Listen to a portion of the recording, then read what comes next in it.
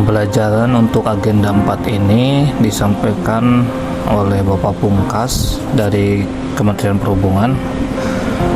Materinya adalah tentang rancangan aktualisasi.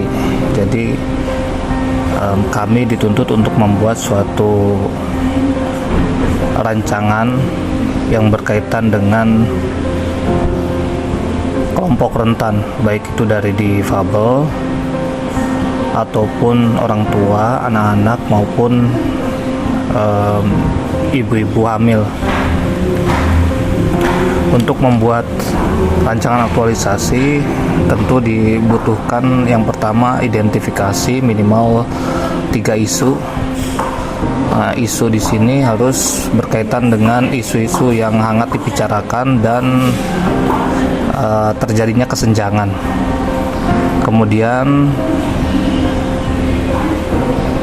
isu ini itu harus dilakukan environmental scanning dengan sikap peduli dan kritis.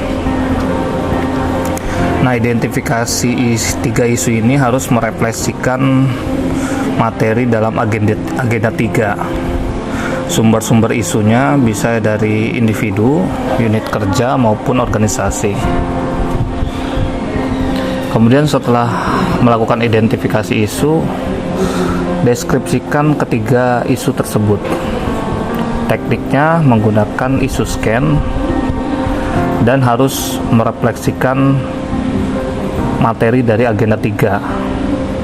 Harus ditampilkan juga data dan faktanya serta dampak yang bisa terjadi dari isu-isu yang dideskripsikan tersebut.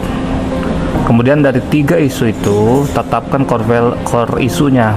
Jadi isu utamanya ditentukan dengan menggunakan teknik tapisan isu. Nah, teknik tapisan isu ini bisa menggunakan teknik APKL, USK, dan teknik-teknik yang lain. Nah, untuk menentukan core isu bisa melakukan konsultasi dengan mentor. Kemudian setelah menetapkan isu utama atau core isu, bisa kita langkah selanjutnya adalah membuat rumusan isu dengan menggunakan pernyataan negatif, singkat, jelas, ada fokusnya, ada lokusnya, dan ada waktunya. Kemudian setelah dibuat rumusan isu, maka lakukan analisis isu. Analisis isu ini bisa menggunakan beberapa teknik seperti teknik FB, MM, SWOT, dan lain sebagainya. Kemudian setelah melakukan analisis isu, langkah selanjutnya adalah mencari gagasan kreatif.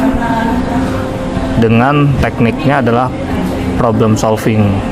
Hal ini harus merefleksikan materi dari agenda 3. Nah, gagasan kreatif ini harus diwujudkan dalam kegiatan, minimal 4 kegiatan. Kemudian rumuskan pula tahapan-tahapan kegiatannya, kemudian rumuskan juga output atau hasilnya. Tahapan-tahapan kegiatan itu bisa diuraikan dengan langkah-langkah sistematis, rinci, dan terukur untuk melakukan suatu kegiatan.